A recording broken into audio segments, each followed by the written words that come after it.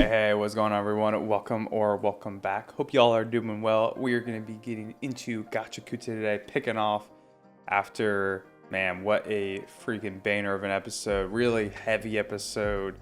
Y'all, I'm not going to lie, I was planning on recording this episode 14, right after that one, because I've been trying to catch up and whatnot. And I just was like, I need to take a break and process what I just experienced with Amo's backstory, her character. Just really heavy and really realistic to real life. I love all the metaphors within this show for real life. I think the author has done an excellent job. And of course Amo getting screwed over at the end too. But yeah, one thing I didn't talk about last time in the review section was, I was talking with my editor Shaq. Shout out Shaq. He's also watching Gachiakuta, and he was talking about how he thought it was interesting that the boots could change to a different giver very quickly in this scenario. And during the episode, she kind of said that maybe it never belonged to you, like he had probably stolen them from somebody, and that's why, it fit her better. But he was kind of theorizing about the Watchmen series and maybe that being more of why it could change hands so easily. Rudo was kind of able to change hands. Is there something about this series that allows these vital instruments to be passed down much more easily? Is there something connected to the series with it filling Amo and Rudo here? Or is it supposed to be more of figurative, kind of like I've been interpreting it? It's going to be very interesting to see where these things kind of tie together with the series, maybe more of the lore of the world versus kind of the literature aspects that the author has kind of been using to tell her story here. But either way, man, it's been so enjoyable to watch. I hope y'all are enjoying this series. If you do, drop a like, comment, subscribe, follow them for more. I would love to have you. If you want access to uncut reactions, check out the Patreon in the link below. Would love to have y'all there. And yeah, let's go ahead and watch some Gachiakuta together.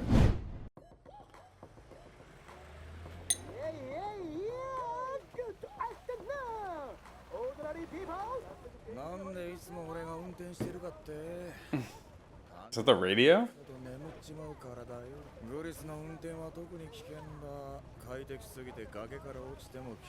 It's like my dad, dude.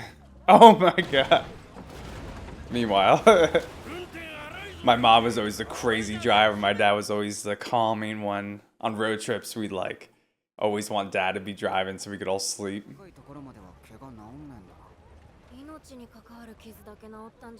Damn, yeah, she's kind of messed up.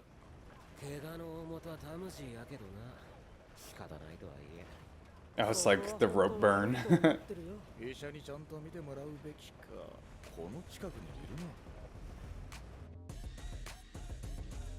Is this another city? I feel like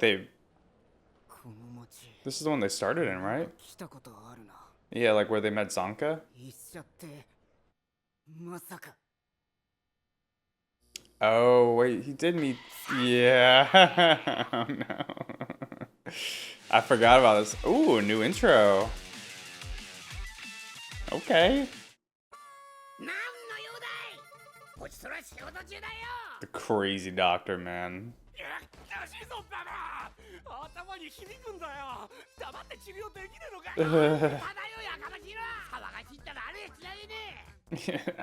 As she shouts.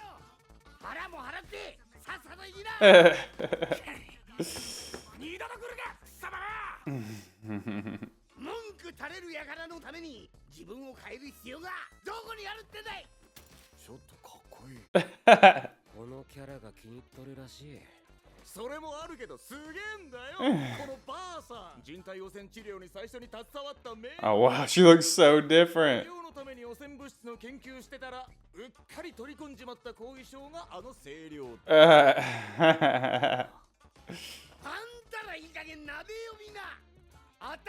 Alice, okay. Alice.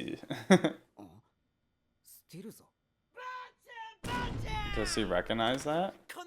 Of course they're freaking related, dude. No way.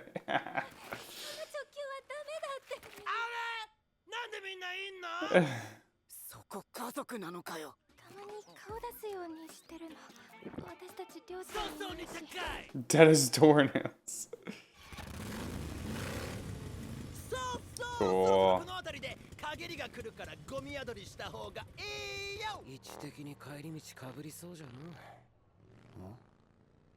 It's like a sandstorm? Storm before the storm. Okay. Probably, huh?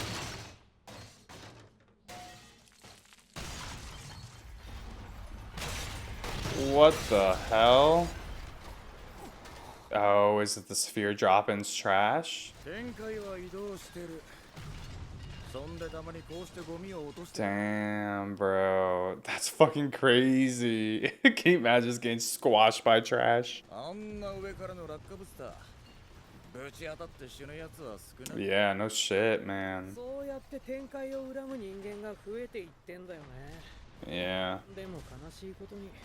復讐したくても上に行けば教会によって命を落としてしまう。も天使とやらもどうやって教会を越えたんだろう。何かを見た気がすんだ。何かってどんなの？そこら辺の記憶が曖昧で。When he was falling into the pit, is that what they mean by the border? So he didn't like get into the sphere. He was born there.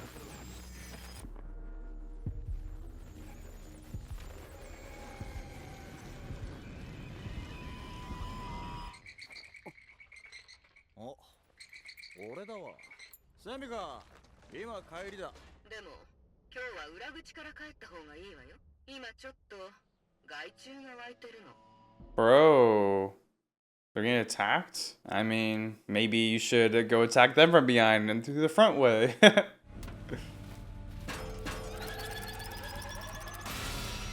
That looks like Rudo.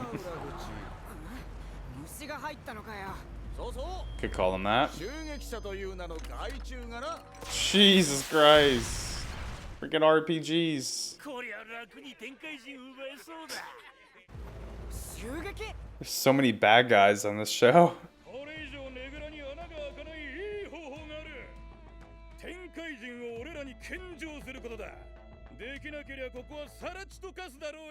Do people not know how like strong givers are in this universe sometimes? Like they're pretty freaking confident over here. Dude, they're strapped up.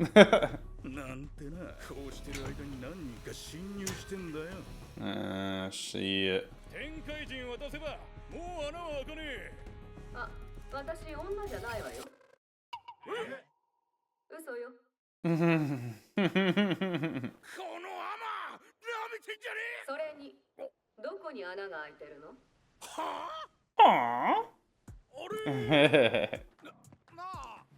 It's definitely protected.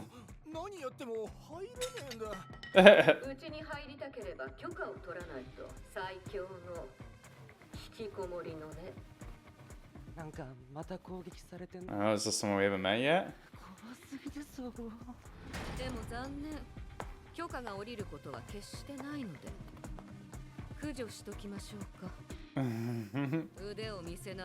Damn, some of you can fight too.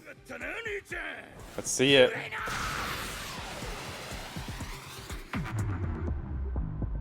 Ooh. Damn, that's dope. Oh, that's cool, man. She's got that Sharingan.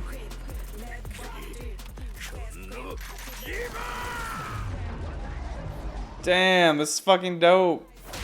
Damn,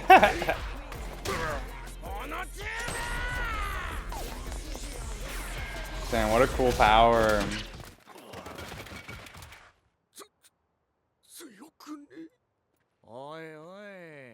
Yeah, she handled business, man.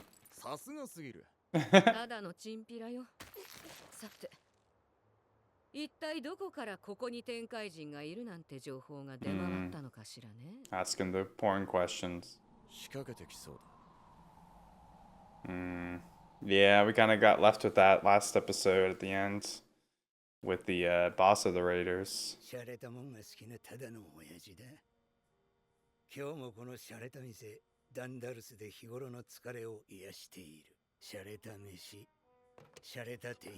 It's all about that fine dining with excellent hair. 本当に落ち着くぜ、この空間。奴らがいることを除けばな。ギバーとかいう一つのものに依存してる依存症な。Codependence. That's one way to say it. Yeah, I remember them saying that. 入れ墨野郎は目つき悪いし。上品そうな野郎も目つき悪いし。ルドごめん。間違えてルドの飲み物飲んじゃった。He's gonna be even scared of Rudo. Yeah, but you think they look nasty. Yeah, I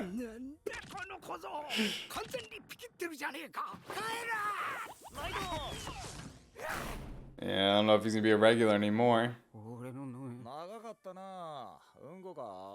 Number 2. なんでいつも悠長に飯会開くんだよ。襲撃されたばっかじゃねえか。俺らには息抜きってのが必要なんだよ。そうそう。一仕事終わったらとりあえずみんな。 Yeah, it's time to celebrate. いや、もっと緊張感とかよ。飯と団らんがあれば次も頑張れるんだ。 Yeah, it's always important, man. One of the best things of life is sharing a meal with people, enjoying it together. まさか襲撃のたびにセミが追い払ってんのか？イエス。Yes. 意外なやり方や能力じゃねえと、セミ突破はちょっと厳しいな。まあ仮に突破できてもやるわねって感心しそうだけど。Damn, so she must be real strong. セミのメガネ、合図は見る能力。単獣を倒す。She kind of looks like a cat or something. あとはオフィス。 She's got that black cat energy. Sees through everything, judging. 倒せるってわけでもないんだな。そのギバーの性格と人気の扱い方で変わるんだよ。大事なものを存分に使いたい人間なら攻撃型、逆に傷をつけたくなくて保管したい人間なら防御型になりやすいんだ。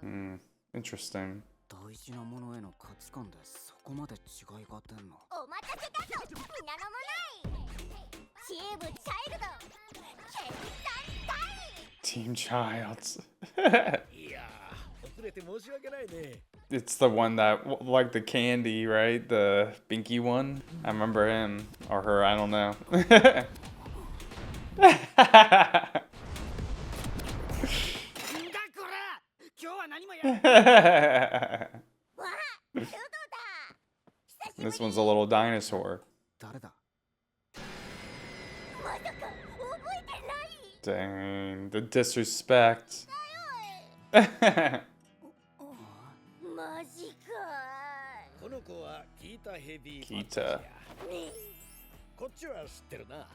ディアサンタだ。What? Santa? そして俺はチャイルドの頭。いや、 Bro 責任者 Santa. のブロサンタ。昨日の外周どもによれば、ルドの情報元は酒場にいた知らない男。Is that kind of why they're scoping this out a bit? 近づいてきて、いきなり情報を渡されたんだと。 It's definitely Jasper, man. けしかけられたのさ。リスクを負わずに掃除屋の穴を見つけるために。 Someone working from the shadows. おめえ距離感バグってんな。ルートねえね姑息なやり方しよってからに。この感じ、また嵐やかね。たく、どいつもこいつも。なんだ？あんたら誰かに狙われてるのか？あ？知らねえよ。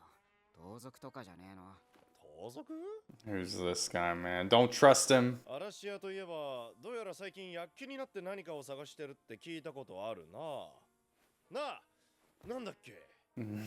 They're too shady, man. Don't trust them. ああ、そうだ。思い出した。これと同じものを探してるんだ。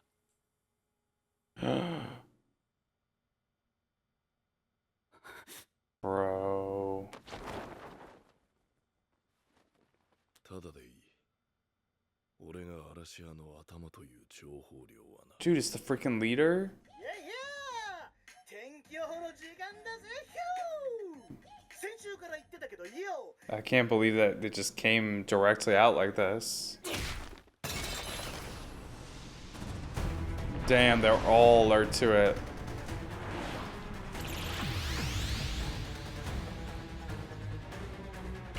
It's Portal Bij. Oh no. No, they're gonna take Rudo? Oh, okay, they're all going in, thank God. I mean, I don't know if that's a good thing. Okay, that's what they wanted. Shit.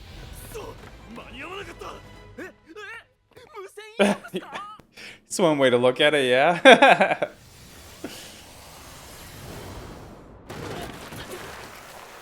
Oh, shit. 飯食ってる時によ。どこだどこに飛ばされた サポーターがおらんが。 This is definitely like some trap that's gonna like stop them from using their powers or some shit.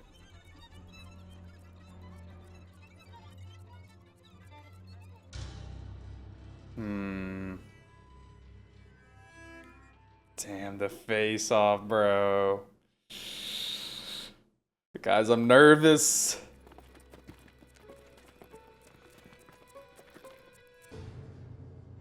Jasper. アモニ何した Yeah, man. I can't believe they laid hands on her, dude. All right. Good setup episode there, dude. These damn Raiders. I can't believe the boss just came out and like directly to Rudo, man. That shit was crazy. Although, obviously a good setup with the manhole and everything. All right, y'all. Let's go and talk about this episode for a little bit here. Cool getting to meet, you know, more of the, I mean, I guess just characters in general. Some cleaners, getting a name to the crazy doctor, Alice Stilsa, and her having relations to August, and I forgot the medical cleaner's name, the little girl, but I guess she's like, or Alice is like their grandma or whatever.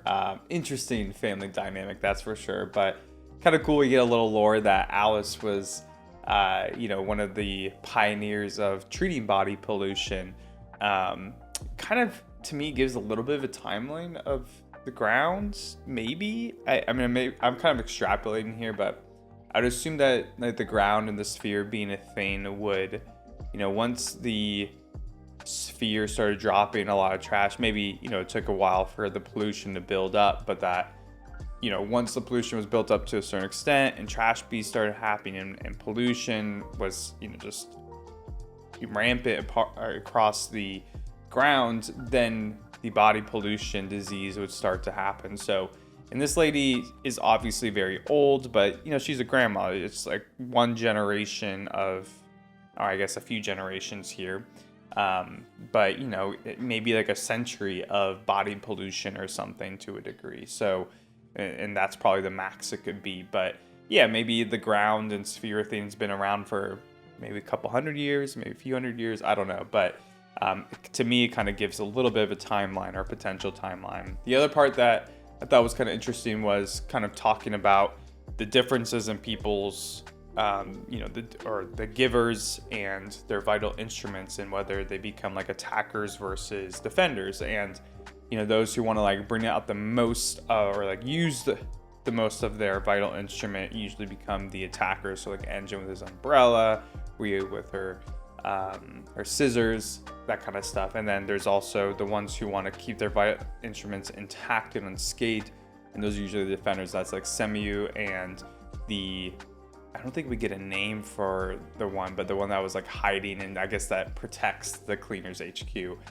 Pretty interesting. I like that there's some differentiation there. Once again, you know, just differentiation in the power system, people's like strengths. You know, everybody is has like a crazy overpowered ability, yet that's like amazing in every single category. Let's go ahead and get into the character ratings. For MVP, I'm gonna give it to SEMIU. I really thought her moment using her vital instrument was freaking dope, dude. I love that moment. Her grabbing like the RPG, like a ballistic missile or whatever, and sending it back towards him was cool. Dodging the bullets, you know, in a way, it kind of reminds me of like scenes of like the Flash and like the Marvel universe, or I guess DC universe, where, you know, he's moving so fast that he can see everything. In this case, it's the opposite, where she can see everything so well that it's almost like they're moving in slow motion. So it's a little bit the opposite, but still, like, I don't know, man. Anytime like someone can dodge freaking bullets is so cool. For the best moment, I'm gonna give it to the Raider leader. We don't get a name, but one, kind of surprising the way that he showed up and just kind of dragged the cleaners into a confrontation like this, teleporting them somewhere. It's probably gonna be set up against the cleaners. I'd imagine they're they're not outnumbered. They have more than the Raiders do, but I'm imagining that the odds are going to be stacked against them kind of thing. But I just want to say that I thought the Raider leader's demeanor was really interesting. He seems very like cool, calm, and collected. He seems like a big threat. I'm not going to lie. Like, he doesn't seem like a pushover by any means. So very interested to see what, he's all about, getting more of him, maybe what his name is, maybe backstory will be really cool to see. For the funniest character, a lot of little funny moments throughout the episodes. But if I have to give it to character, it's probably just me being biased. I just love Engine, man. Engine geeks me so much. His driving is tough, blaming on the ground versus him flying off like a cliffside as he's talking about Greece, driving off a cliff if he was driving, just pretty ironic. And for the Sacco, we'll give it to the modders, the ones attacking the HQ. They were in over their head, man. But no real terrible characters here. So, but yeah, let me know what y'all thought of this one. I appreciate y'all joining me to watch some Gachiakuta, and I will catch you for the next episodes. Peace.